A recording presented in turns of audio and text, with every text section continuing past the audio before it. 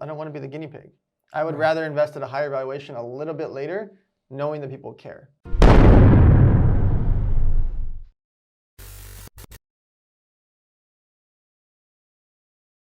Hello and welcome to a new episode of Coming Clean Podcast. This is your host, Peter O. Estevez, and today we are with none other than Dan Fleyshman. Hello, Dan. Happy to be here. Happy to be here with you, man. You are a legend, Dan. Stop. You are, man. You started as an entrepreneur at the age of 17 years old. Yeah. And you took a company public, the youngest individual to take a company, do an IPO at the age of 23. Yeah. So who is Dan Fleyshman? For those few people in the world that may not know who he is.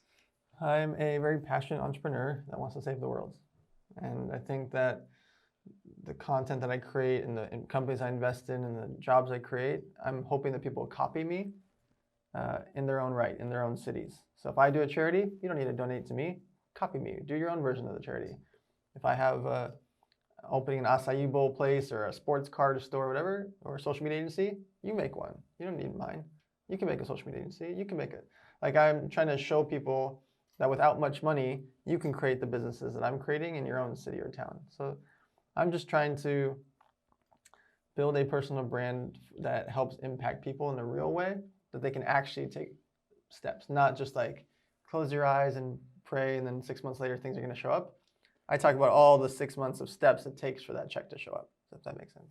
You do, but you also have been so diversified from Who's Your Daddy to Victory Poker to Elevator Nights to the Everbowl, 35 restaurants not open, to being an angel investor in 36 different companies. Sounds like a lot when you say it like that.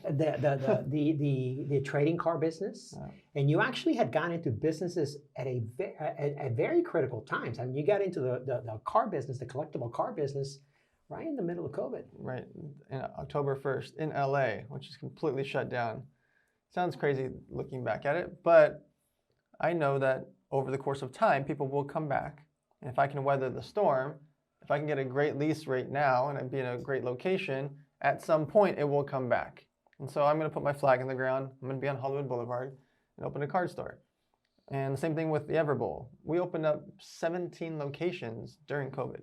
While everybody else is closing down, Absolutely, especially restaurants, they're all closing down. I'm out there signing lease after lease after lease after lease because I'm never going to get a better rate. They're going to give me 6 months free. They're going to give me all this TI. While everybody's retreating, it's like the art of war. If they are retreating, I want to go forward. And so I've never done more business than during COVID. It's not even close. I've never done more investments than during COVID either. I've invested in like 13 companies during COVID.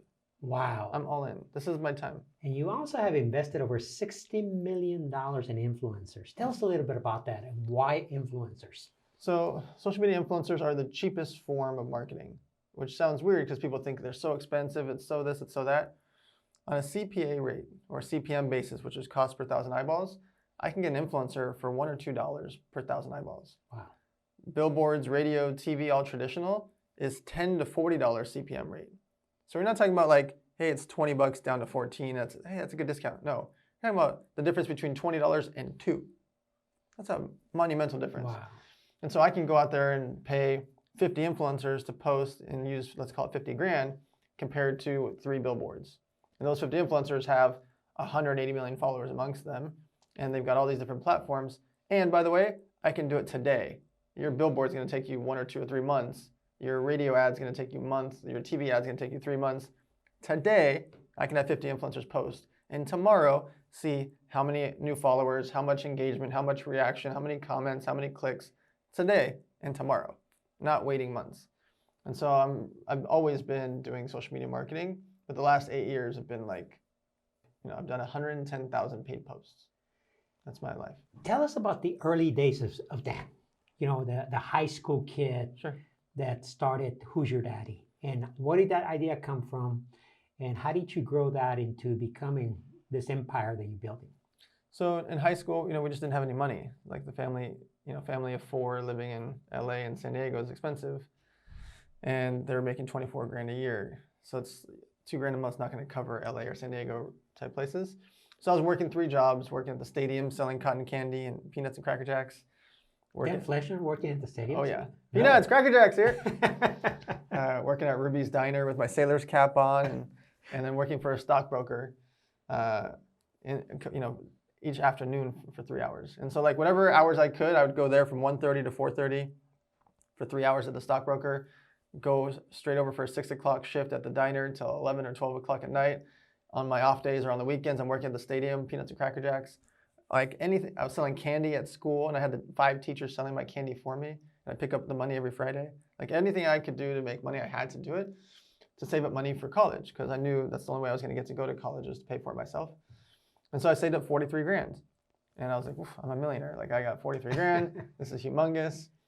And then during senior year, my partner at the time, he kept saying, "Who's your daddy?" And he would say it on the football field. He would say it to the girls. He would say it as a joke. But no matter how he said it, people laughed, right? Whether you took it sexually, whether you took it for sports, or you took it for humor, it was like a very powerful, fun statement that you couldn't not react to it. Sure. And so I decided to put on t-shirts. And so I put it onto 100 t-shirts, just printed big, bold name on it. And we sold them for 15 bucks each. Sold through 100 shirts, 15 bucks each. I'm a millionaire again. I got 1,500 bucks, right? And so I realized we're onto something here. Yeah. So my older brother and my partner's dad, they told us to trademark it. Let's go to a booth at the convention. Let's make it into a real business. So we went out to Magic, to the clothing convention, got a booth there. We thought we were going to be big time. We got 2 booths. We're going to be 20 feet. We thought this is going to be it. We're going to stand out. We get there, and next to us is FUBU, and it's a whole walkway, right? $1 million booth, 2 stories. Damon John's there. Like, yeah. On my left is Sean John. Puff Daddy's got the whole walkway, 2-story castle, armed security guards. I'm the little engine that could, right? I'm 20 feet. And so I was like, what are we going to do? Well, we got a boom box. And mind you, we're 17 and a half years old. Got a boom box, had a couple clothing racks, and we ended up doing $1 million in sales. Wow. On a weekend. On a weekend. Here's the problem with that. What they don't tell you in the books is when you write $1 million in orders, you got to have $500K to produce it. Absolutely. I don't have $500K. I'm 17 and a half. So we go to LA, and we just go up and down the street to all the warehouses and just like, hey guys, like, I got $1 million in paper.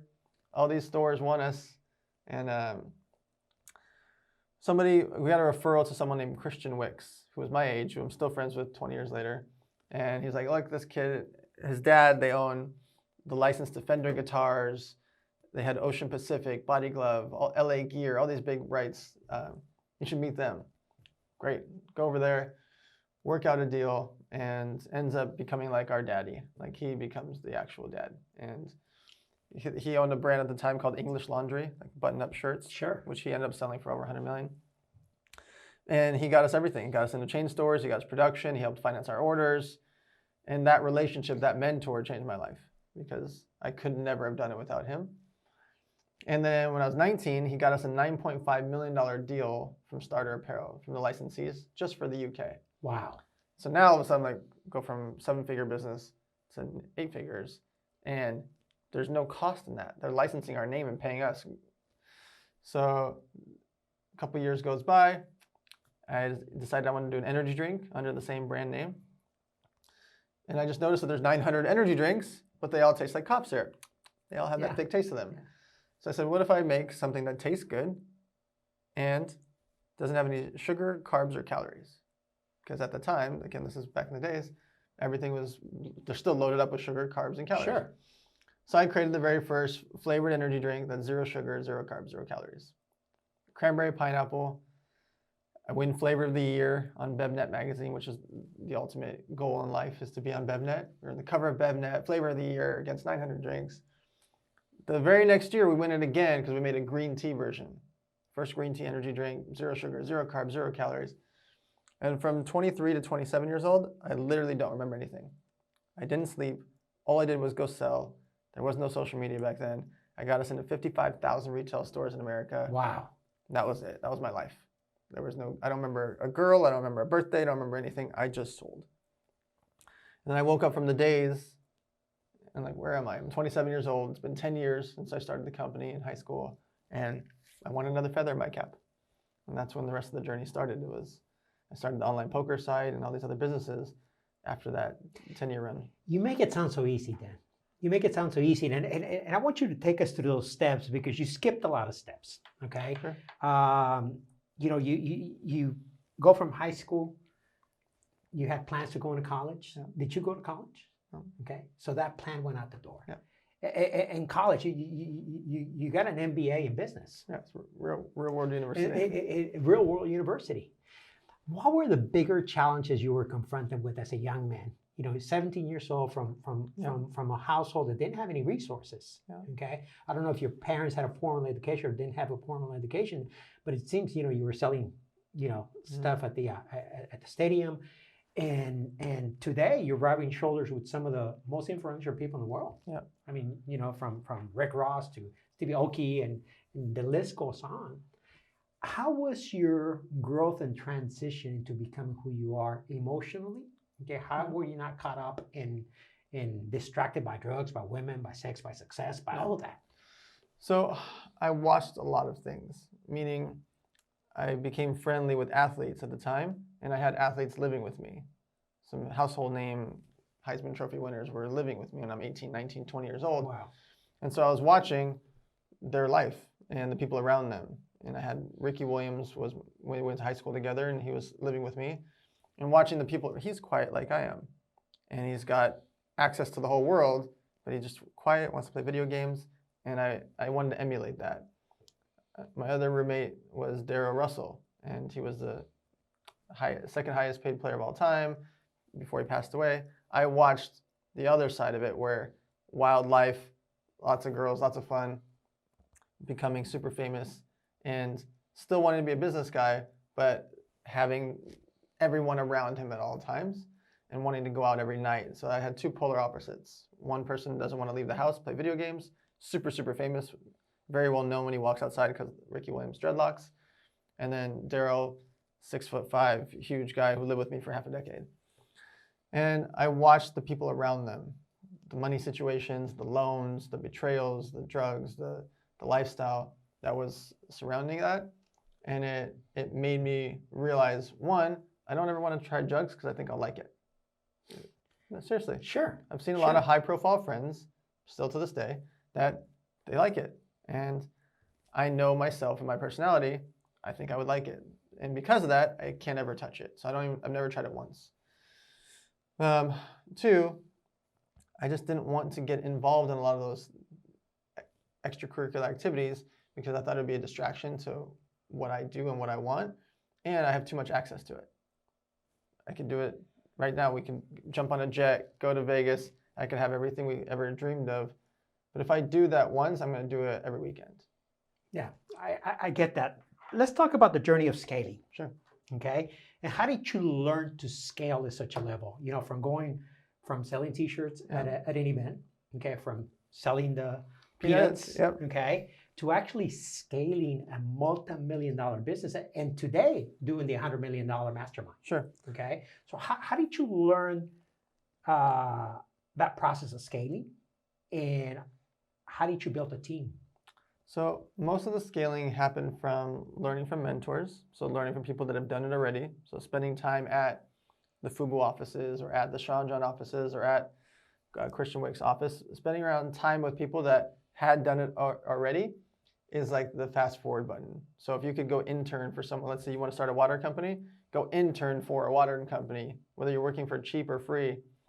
Being in the room, you learn so much, so many of the nuances and intricacies of how it works. So I was living inside of warehouses and showrooms of clothing guys, right?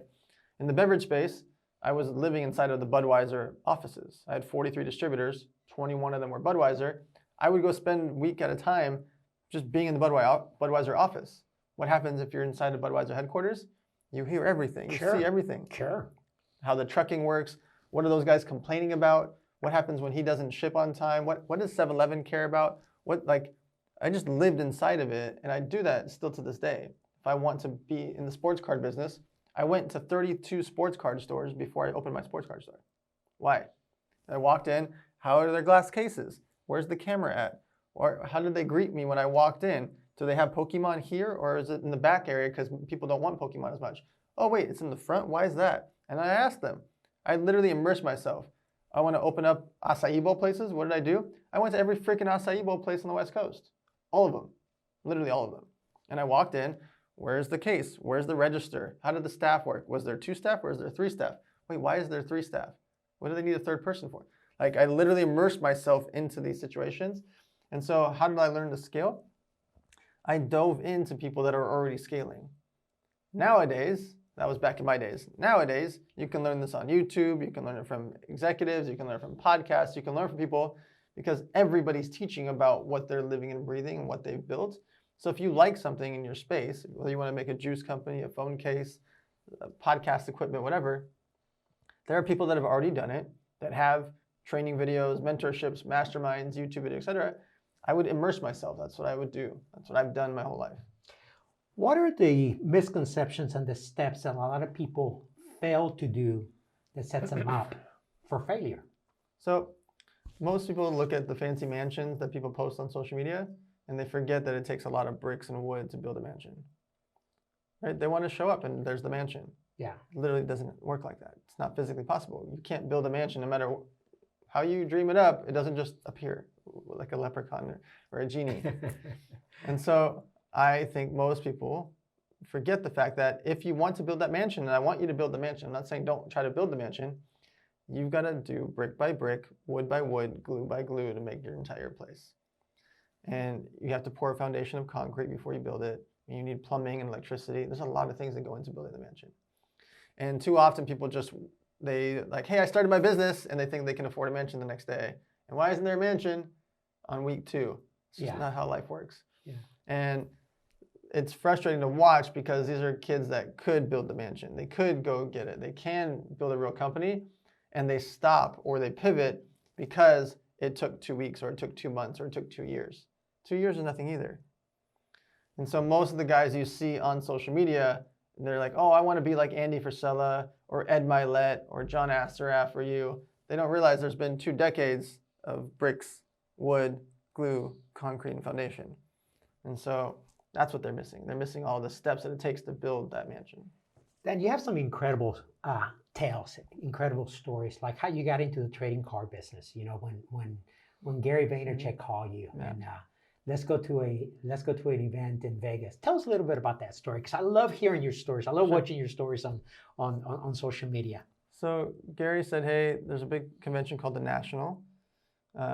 It's been around for 2 decades. He's like, yeah, come meet me out here. Come check out the show. So I didn't think much of it. It was casual timing. I was going to go to Chicago. He's there. He's got a booth there with the kids, and D-Rock and the whole squad's going to be there. It'll be fun. I'll stop by. So I thought I was going to go by for 3 or 4 hours. I stayed for 3 or 4 days. Wow. And I'm just watching Gary be so excited about buying a card for $120, selling it for $180 to make the $60 spread. Yeah. This is Gary Vaynerchuk, who has 900 employees, yeah. early investor in 100 companies like Uber and everything you can imagine, Zuckerberg. You know, like he's the legend of the game. And he literally spent an hour and a half, $120 to sell for $180, and he was ecstatic all day long, glowing red, couldn't stop talking about it, bringing up a dinner. The dinner is thousands of dollars, and he's worried about the $60 he made on that spread, right, on that card. And so I became fascinated, and I bought some cards. I bought some LeBron James and some Michael Jordan cards, and we bought some boxes, and we were opening up together. It was just a fun experience that normally I never push my flight back. I literally don't do that. I'm very efficient. My brain doesn't work like that. If I say I'm going to leave somewhere Monday at 7, I'm leaving Monday at 7. In this situation, I literally stayed for 3 or 4 days extra. And I just went down the rabbit hole. And during that time, we ended up making a group chat, and then ended up making 3 or 4 group chats in the sports card space with just lots of different characters, Lewis Howes and Steve Aoki, and business guys in the cannabis space and real estate guys that wanted to buy sports cards. And I noticed that the cards I bought at the convention, the LeBron James, Michael Jordans, etc., were going up 100%, 200%, 500%. These are numbers that are not normal for an investor. Like, I'm happy to make 10%, 20% would be great. 30%, I'll say, you know, you can babysit my kids, right? Making 100%, 200%, 500%, I'm like, this is nuts. And so I started buying more and more and more, and I had 6 figures of cards and 6 figures of cards. And then I had $1 million in cards. And finally my wife was like, what are you doing? Like, the floor was just covered with $1.6 million of cards. just on the floor. And I bought 2 safes. I was like, I don't know. But the cards are going up, and I kept justifying it. I'm showing her like, look, I paid $400 and now it's $1,200. I paid $2,000, now it's $7,000. And like I'm justifying my insanity. And then this moment happened where Gary was like, says in the group chat, you know what we should do? We should open a sports card shop. We'll call it Cards and Coffee. I was like, I'll do it. And there's like 40 guys in the group chat, and everybody's like, are you serious? I'm like, yeah, I'll do it now. I'll go sign a lease literally this week. And everybody thinks I'm joking, and I sent a picture of the lease. And then a month or 2 later, we're here. Here we are. Right? So tell me, how did you know to buy those particular cards that were going up 200%, 300%, 400%? Sure. So what was the logic behind that? Very similar to the stock market.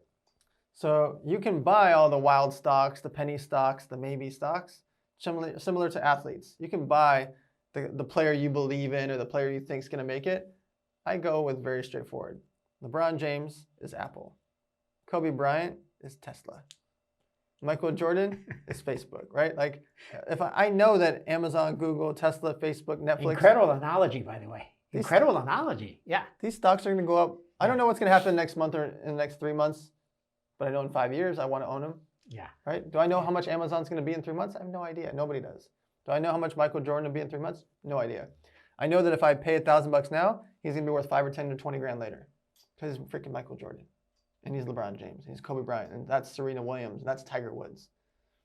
If I can say a name and literally half the free world knows who that person is, that's like artwork to me. And there's a finite amount. I invest in supply and demand. There's a very small supply of Tiger Woods, LeBron James, Kobe Bryant rookie cards. So if I know that there's only 314 Michael Jordan rookie cards, that's the exact number of this highly graded PSA 10 card. Well, my friend has 5. That guy's got 8. He's got 1. He's got 2. He's got 1. He's got 2. He's got 10.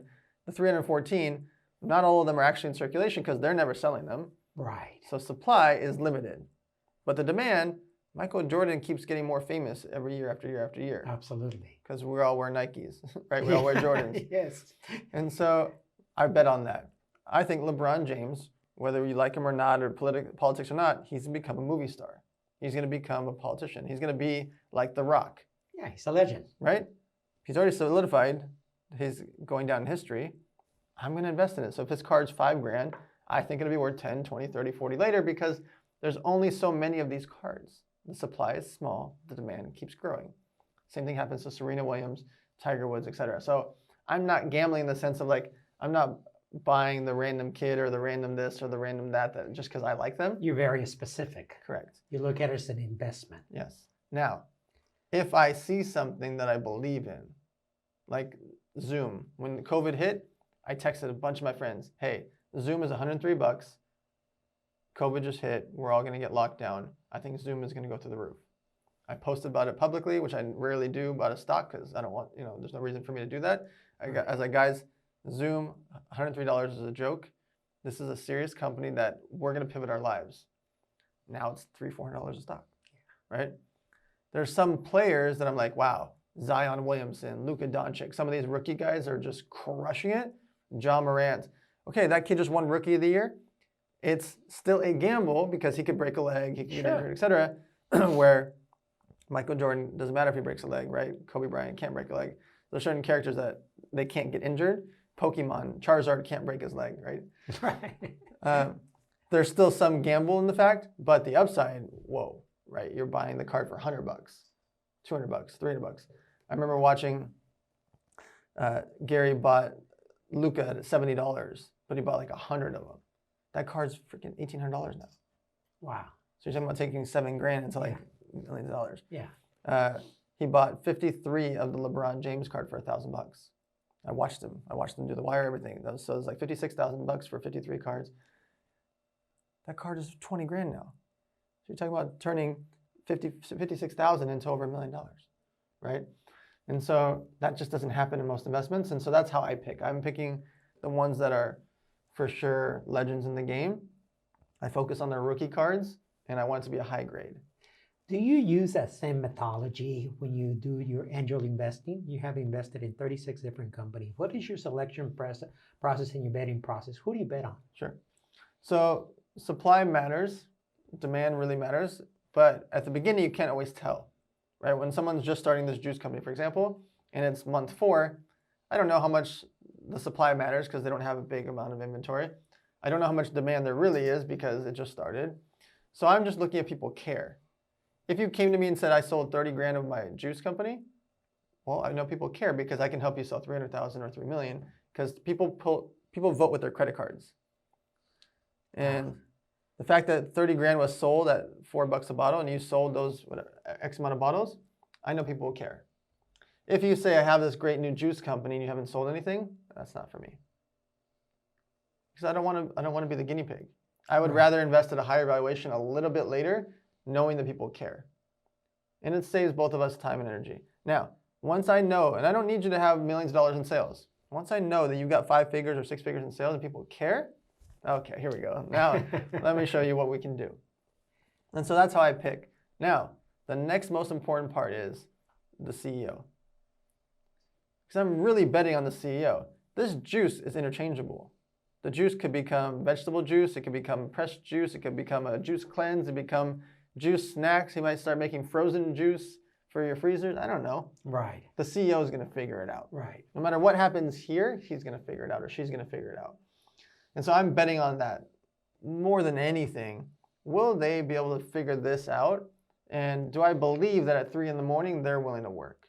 Do I believe when they're at the convention and the lights go out, they're going to go get candles and figure it out?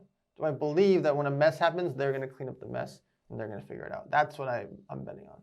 Absolutely, because you're boots on the ground type of person. Mm-hmm. You're on the ground. You're here at your card store. You're checking inventory. Yep. We just saw a shipment come in, and you went to go check it. Excited like a kid to see what was in there. Now let's talk about $60 million invested in influencers. Oh yeah. You know, and that's a large sum of money. Yep. Okay. How do you invest $60 million in influencers? What was your methodology behind that? And who are the highest commodity influencers today that you think are up and coming and which you look up to if we want to promote something? Sure. So consumer products is the majority of our ad spend. So it's mostly for your tea companies, vitamins, female fashion brands, etc. With celebrities and medium-sized influencers and micro-influencers.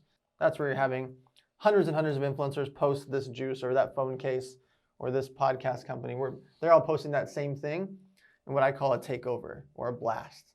Okay, Friday at 9 a.m., you're all going to post about Everbowl. Monday at 4 p.m., you're all going to post about this female fashion brand. Tuesday, at this time, you're all going to post about this black water company.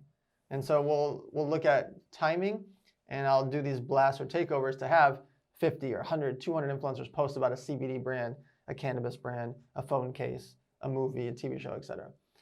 And so we deploy our capital for the eyeballs, not necessarily for the conversions, which most people... Exposure. Yes. Yes. Most people, they're like, we have to have a discount code of 10%. We need this call to action. I'm like, look, first of all, your 10% discount is not going to move the needle whatsoever.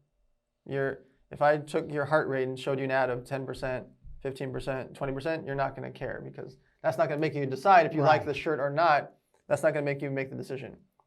50%, 60%, 70% off, yes, that would make you have a decision because now it's like, okay, well, that's just a big deal, right? Big discount. Devalues the brand, but that would make a consumer move the needle. 99% of the time, they're like, hey, let's do a 10% discount.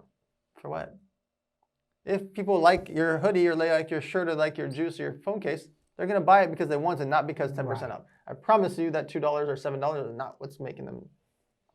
Next, they think that they have to tell you how to go buy it. We are smart consumers now. Yes. If a girl wants to buy Fashion Nova, I promise you she knows how to go click on fashionnova.com. I promise, okay? Yeah. Pinky swear. She knows what to do. If you're showing this juice or the phone case or this podcast microphone, you don't have to tell someone how to go buy the microphone. They know how to buy the microphone.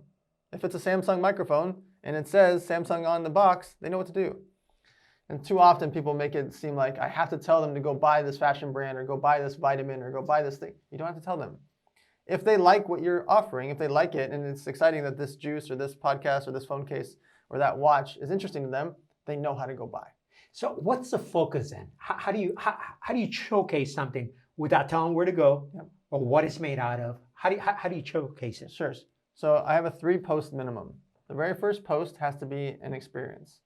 Unboxing, explaining. When they first get it, I want them to show their audience why they like this juice. What you do with the cards here. Exactly. Showcase why it's interesting to them or why they buy it for someone. Make it real, make it emotional. The second post, they're explaining the use cases, the interest, the value, something about the product. They're explaining it more, no call to action, but explaining how it worked or what it's for.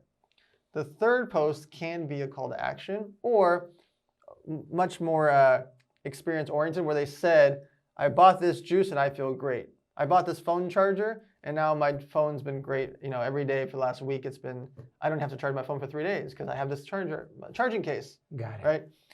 I use Postmates this week. I haven't had to leave my house in 5 days. I just watch TV. Right? I make them explain what they did during that week. And so I try to make it feel very, very real because it is real. It becomes an experience. Yeah. And that's better for the brand because now they're not sitting there like, hey, buy my juice. Yeah. It's better for the influencer because they get to make it feel about them and their creativity. And it's much better for the fans, the followers, because they're not being sold to. Because once they got sold to, they're going to swipe by. They're not going to watch it. Everbowl. Yep. 35 locations. Yeah. And growing. And growing. 5 more coming up. Yep. Why Everbowl? Why not any other franchise? What attracted you to the it? Founder. If that founder was selling lamps, I would have invested into him. Really? Tell us about the founder. So his name is Jeff Fenster. He was at 17 locations at the time. Dave Meltzer introduced me to him. I love Dave. Yeah, Great he's guy. great. And Dave's been like a mentor to him for 20 plus years. So he grew up with him. And he said, hey, Danny, you got to meet Jeff. He's great. Everbowl is great. You'll love it. I went and tried it, talked to him for months. And then there's a turning point where it became more about business. And so I did a pretty significant investment into the company. Once I did, then my friends wanted to invest. And then I brought in a guy named Aaron Wagner. We bought 20 locations, like a franchise deal. And then like 6, 7, 8 months later, more of my friends wanted to invest. And then a deal came up where me, Cole Hatter, Aaron Wagner, we bought 23 locations that were existing. Remember, I said there was only 17. Right. Within a year, there was 23, 24, 25, 26, 27, 28. Then Aaron and I started opening up in Utah and Arizona and all these other locations. And then during my real estate mastermind, a couple $1 million worth of my members put in a couple $1 million into the company. Then Drew Brees puts in $2 million. Then, and because of COVID, Jeff asked me, he's like, hey, I have like 90,000 frozen packs of acai. What should I do? And we talked about it, and I got him on the QVC. He's done over $1 million a month on QVC. Wow. Who would have thought about QVC for a frozen acai place? And so just betting on the founder is really how it all started. But now I'm all in because I've got a lot of money into it. Bobby Castro, Joel Marion, my whole squad is all put in $500K, $1 million type checks. So I'm not going to let them lose because they're my dear friends. And so when I get involved in a brand, I want to make sure that I can help them. In this case, I helped from buying the restaurants myself, helping with franchises, getting on QVC, bringing in investors, bringing on marketing, etc. But more importantly, the founder was able to handle all of it, and his team was able to scale and become this huge operation. So now we're opening a location almost every week. Wow. It's wild. Very commendable. Let's talk about, you started a lot of businesses. And there has been a lot of businesses that you have exit because they're basically were not as successful as you anticipated. Yeah. And you know exactly when to get out.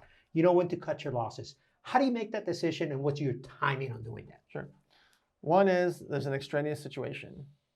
So with online poker site, companies worth tens of millions of dollars, 7 figures a month, everything's going great, and then boom, my competitors get shut down by the FBI and the CIA. I don't want to be in the space anymore.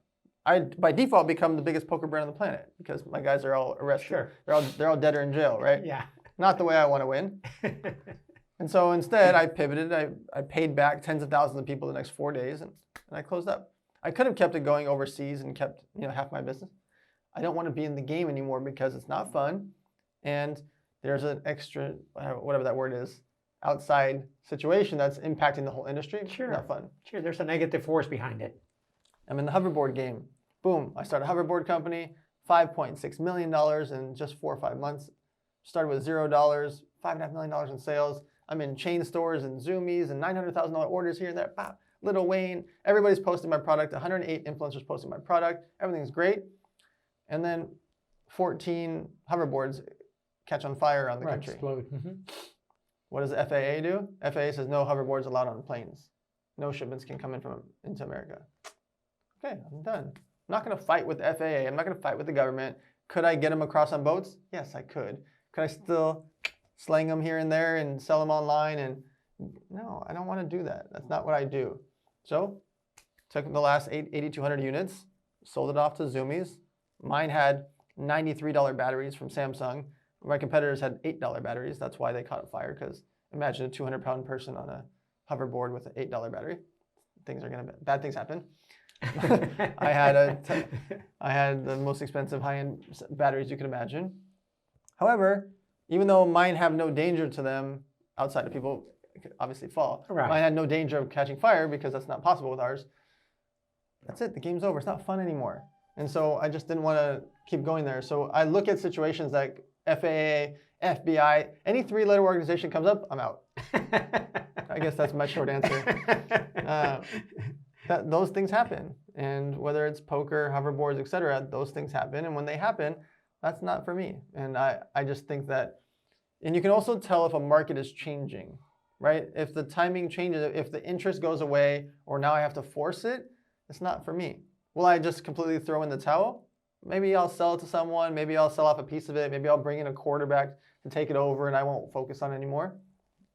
But ultimately, if the demand has gone away, then it's not that compelling to me. Like I made a masks company when COVID first hit. And we're selling a bunch of masks and everybody wanted masks. And then there was 8,000 competitors. Right. And so we were selling less. Okay. I donated a couple $100,000 of masks and I stopped. Right? I started during the demand, had a fun run. Once there was so many competitors and I couldn't stand out, that's okay. I don't mind. The thing is, when I'm doing these businesses, sometimes I'll do them in situations like that where it's an interesting thing to sell gloves or masks or something fun like that. In a timing like that, I know it's not a business that's going to sell for 5, 10, 20 years because it's just for that moment in time. And I get that, Dan, but where does that discipline come from? Where that discipline to know when to cut your losses? Because, many businesses fail because they don't know when to get out. Absolutely. They don't know how to pivot, yep. Or they get emotionally attached to try to make the run. The hard part for most people is ego. They just want to, their restaurant is failing and there's no customers coming in and they just want to keep on fighting the good fight and they don't realize that it's over. Something happened where the location sucks. I have 2 Everbowl locations that I closed. They're just in a bad mall. What am I supposed to do? The mall sucks. The main tenant closed down. If Target's not there or the movie theater's not there, it's over. Yeah. There's no ego to that. The movie theater closed down and I don't have the business anymore. Okay, it's over. Like too often people are like, no, we're going to wait until there's a new tenant. How do you know there's a new movie theater coming back? Yeah. I haven't heard any movie theaters coming back. And so we just close it down and there's no shame in failing. People think there's huge shame in failing. Literally every single person you look up to has failed. Absolutely. Absolutely. And not just their old stories. Zuckerberg, who's got infinite money, 2 billion users, access to the entire world, can literally tell the whole world something in 1 second and the whole planet knows about it. He's acquired companies left and right for 9 figures and sometimes billions of dollars that have closed 10 months later. Yeah. Literally. Right. The guy has infinite capital. By the way, he doesn't have to shut them down. He could keep them going on the side. No, he closes them down. Elon Musk, all the guys we look at, Mark Cuban, they buy companies or build companies and close them down. All of us have failures. All of us. And when you start to think about it, you're like, wait a minute. Maybe I started my pizza shop and it didn't work out, or I started a dry cleaning business, it didn't work out, or I started a food delivery, it didn't work out. So what? It happens. That's not going to be your end-all, be-all. You're not going to be the food delivery guy for the rest of your life, and not that you can't pivot or start something else. And so I don't have the emotion to it. I'll sit and talk with you about failures all day long. I'll talk about from poker sites to hoverboards to whatever in between. You're gonna have failures. You're gonna have situations, and I have no sad emotion to it. It's part of the business. Let's talk about your new project, the project that you started in the middle of a pandemic. and a very ambitious project, $100 million mastermind. So the mastermind was a culmination of years of speaking at other people's masterminds. And I've spoken at 200 or 300 events now. I've thrown elevator nights for free 39 times around the country, which is 300 to 1,000 guests completely free.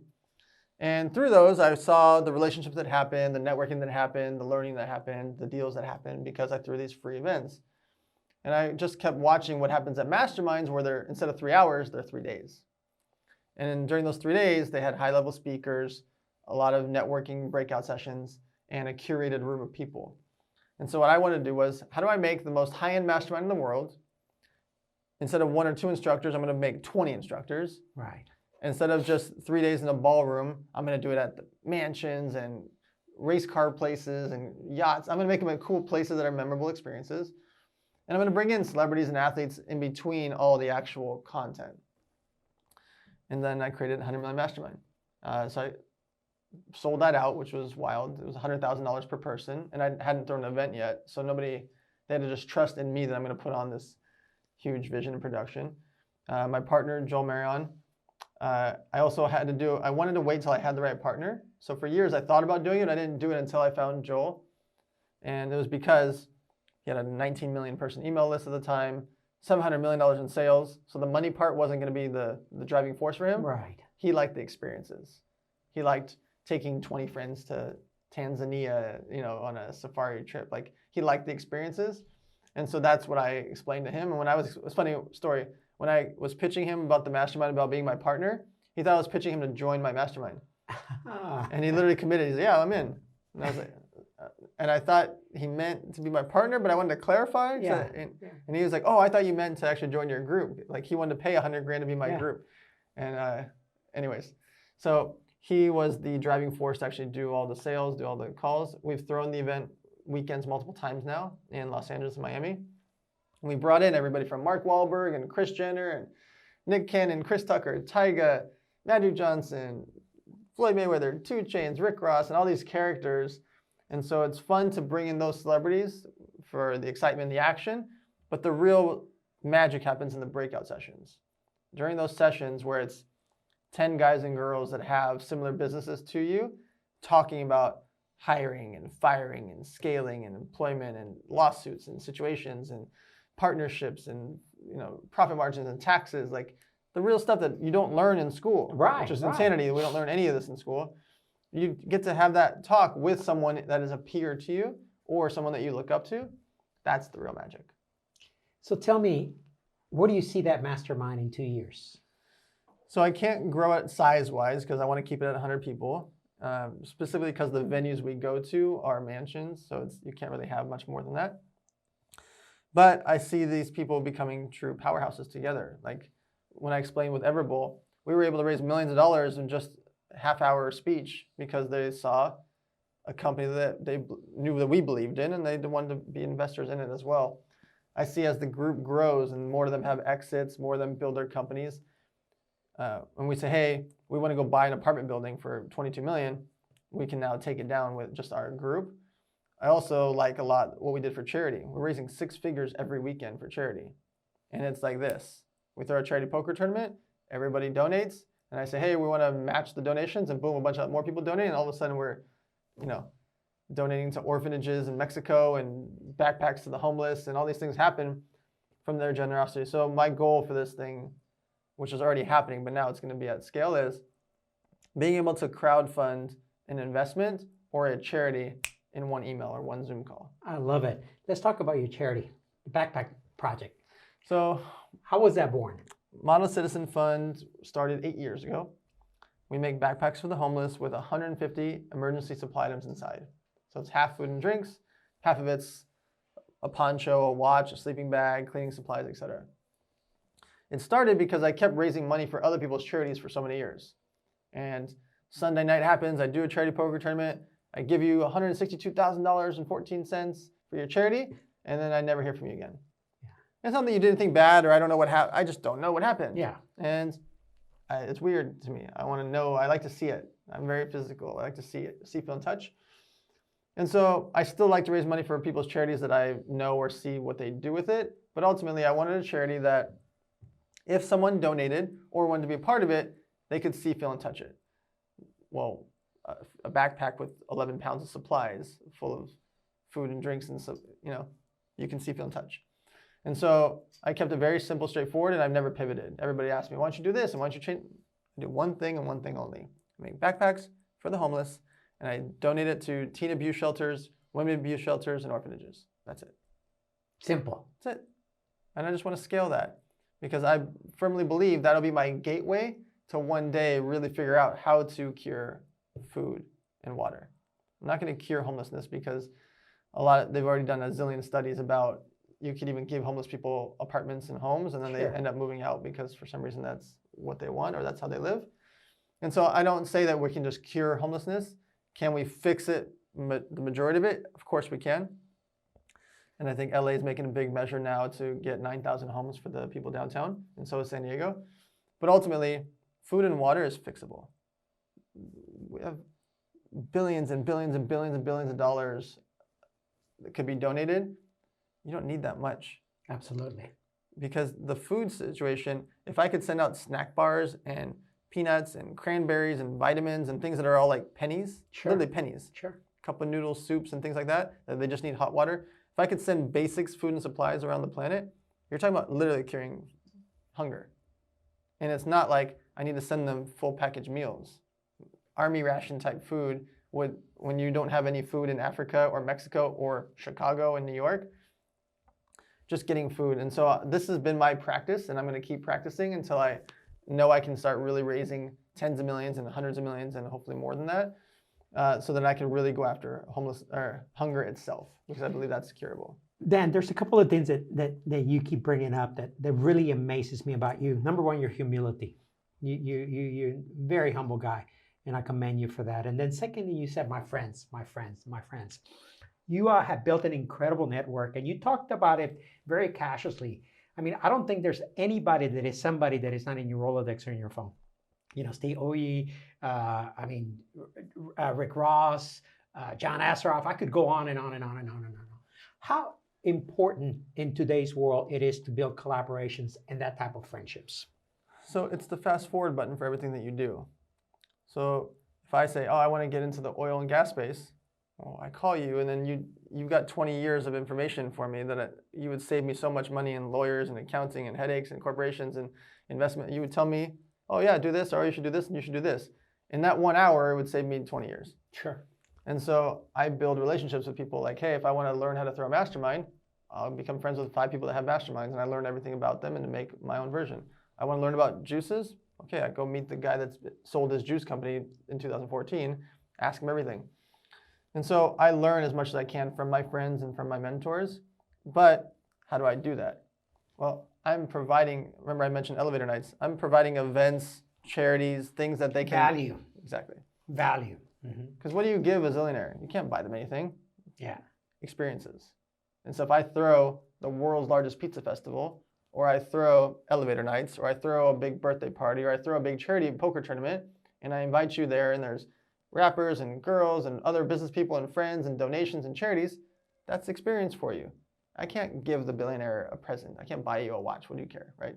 But if you'll always remember that event that I threw, or that experience, or that charity, that creates emotional attachments. What part of your life today, as you see it from the kid 17 years ago, that you realize you can go back and say, wow, I can't believe I did this, I can't believe I did that? I'm just much more blunt now. Like, I'm the nice guy, but I'm still extremely straightforward, right? Like, I say no really quickly, because I think before I would skate around it, or I felt like I was going to hurt somebody by saying no, and I realized that saying no is actually better for everyone involved. Saying no fast. Like, if you say, hey, can you help me move on Sunday? Can you bring your truck over and let's move on Sunday for 6 hours? I say no. Instead of me telling you on Saturday night, hey, make up an excuse why I can't be there. Yeah. You know what that does to you? You don't have a replacement for me. Yeah. Now you don't have a truck. You don't have a helper. And now you're screwed. Now you're mad at me, right? But if I tell you now, hey, I'm not going to be able to make it on Sunday, or you now have 6 days to figure out what to do, and I don't drag you on. If you say, hey, will you invest $1 million into my notebook company? No. But maybe I'll introduce you to that person or that person, but that's not for me. I don't want to invest into a notebook company. If I dragged you on for 2 months and you're out there telling everyone, oh, Dan's going to invest in my notebook company. Well, for 2 months, you're not going out there raising capital. Sure. So I think Dan of 17 was too nice and didn't realize that it was actually not being nice by doing that.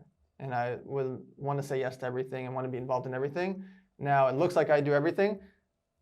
36 investments sounds like a lot. That's over 6 years. That's only 6 a year. Do you know how many deals I see a year? I see 200-300 deals a year. Yes. And I'm doing 6. Yes. So it's like I'm picking 1, 2, 3%. So it looks like, oh my God, he's got so many different companies. I'm looking at hundreds of deals to pick those 1, 2, 3 companies. So my last question is, what would be the advice that you would give a young entrepreneur that is trying to enter the entrepreneur space? What to look for, pits, opportunities, and how to start? So the first thing I always say is just get started, right? If you do the research, let's say you want to do something. You're like, I want to do a juice or a phone case company. Great. Spend the next day Googling everything. What does the competitors do? Who went bankrupt? Who raised a bunch of capital? Who has multiple locations? Who sold their stores? Who sold private equity? Who had lawsuits? Who hired this person? Read everything about whatever it is that space is. Juices, phone cases, doesn't matter what the business is. I don't care if you want to open a funeral home, a bowling alley, a plumbing company. Everything is on Google, all of them. All of them have convention and trade shows, right? And so research everything, right? Then dive in the pool. How do you dive in the pool? Pick your name, go get a corporation, open up a bank account, get your social media handles. Don't need any pictures yet, just reserve the name. Let's call it Peach Juice. Here's Peach Juice. Go get the name. Go get on every social media platform. You know how much it costs to get social media accounts? Free. Zero. It's free. Zero. Yeah, zero. The corporation's going to cost you a couple $100. The website's going to cost you $20 on GoDaddy. I'm asking you to spend a few $100s and dive in the pool. You want to start a juice company or phone case company? Great. Make a name. Make the social media accounts. Just get started. And by doing that, if you do the research, all of a sudden you're like, wait a minute. I got a corporation. I got 8 social media accounts. I got my website. I built a business plan. You made a 16-page business plan. You look like a business. Now, when you come pitch us, I'm much more inclined to listen to you because I saw, oh, you got all your social media accounts. Oh, you got a nice business plan. You didn't spend much money. You just actually went and tried it and did it. And you might learn along the way you don't want to do it or that you love it. But either way, just getting started is what I recommend. Get started. Dan Fleyshman. Thank you. It's a pleasure. Thank you. Absolutely. Thank you.